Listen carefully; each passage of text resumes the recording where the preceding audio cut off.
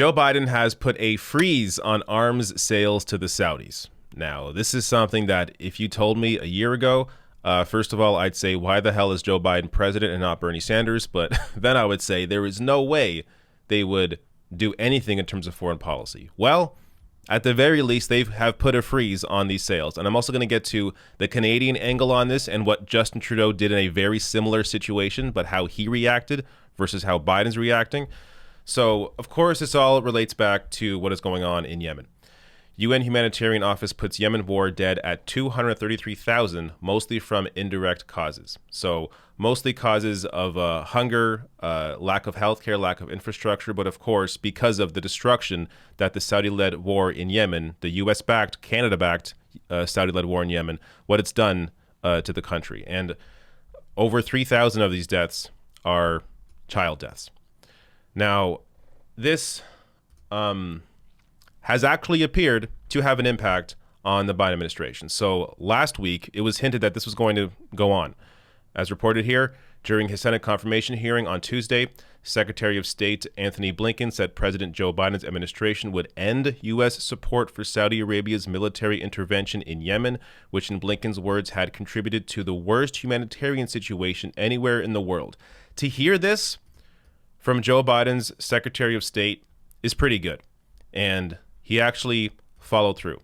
The Biden administration has paused arms sales to Saudi Arabia and the UAE as it conducts a wider review of agreements worth billions of dollars made by the Trump administration. Source familiar with the matter told CNN Wednesday. So again, it is important to say that this is a pause, not a permanent end to these sales.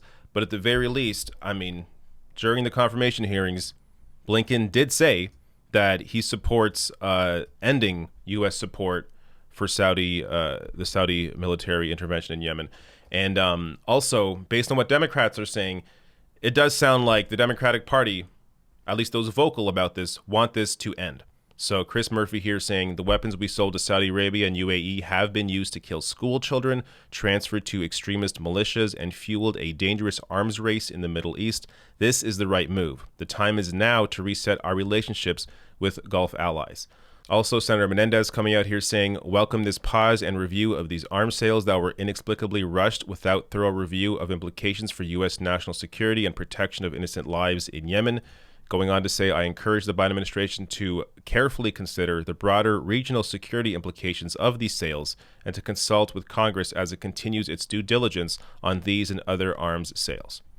So you have the Democratic Party right now in line with what at least vocal members here, and not even just Bernie Sanders, but Chris Murphy, Bob Menendez, in line with what Biden is doing in terms of putting a freeze on this and them calling to end these sales to the Saudis.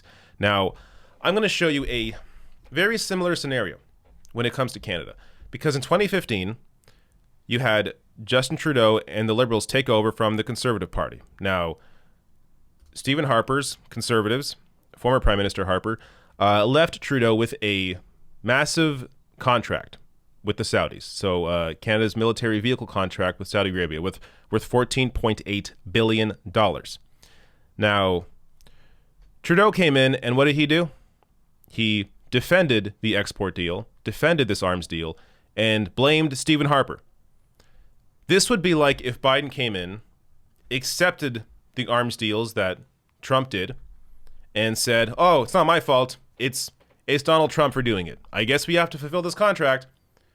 But what you could have done at the time is actually freeze it, reconsider, and end it. But you didn't.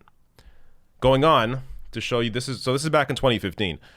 A lot more has happened since then. So Trudeau continued up to 2018 defending Canada's arms sales to the Saudis.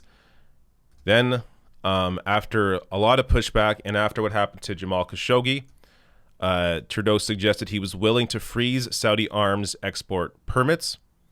Then, 6 months later, pressed to give an update. Are you going to do this?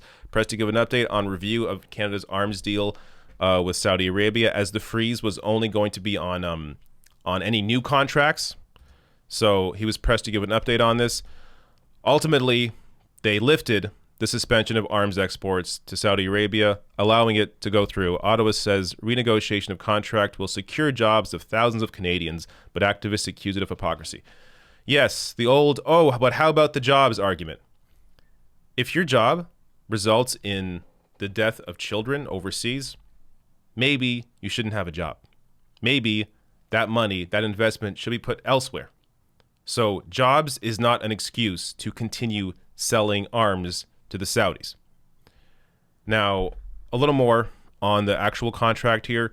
Newly released figures show Canada sold nearly $3 billion worth of military equipment to Saudi Arabia in 2019, more than double the total of the previous year, reported the Globe and Mail.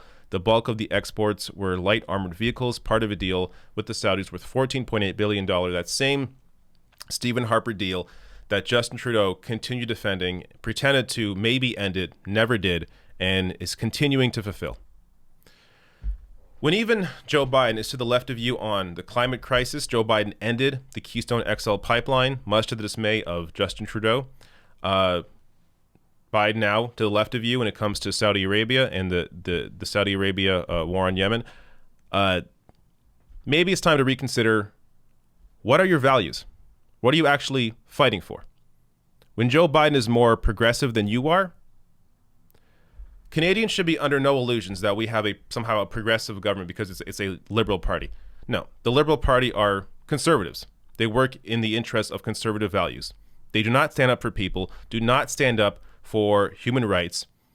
They are on the side of destruction, of death, on the side of massive corporations. This is a conservative party through and through.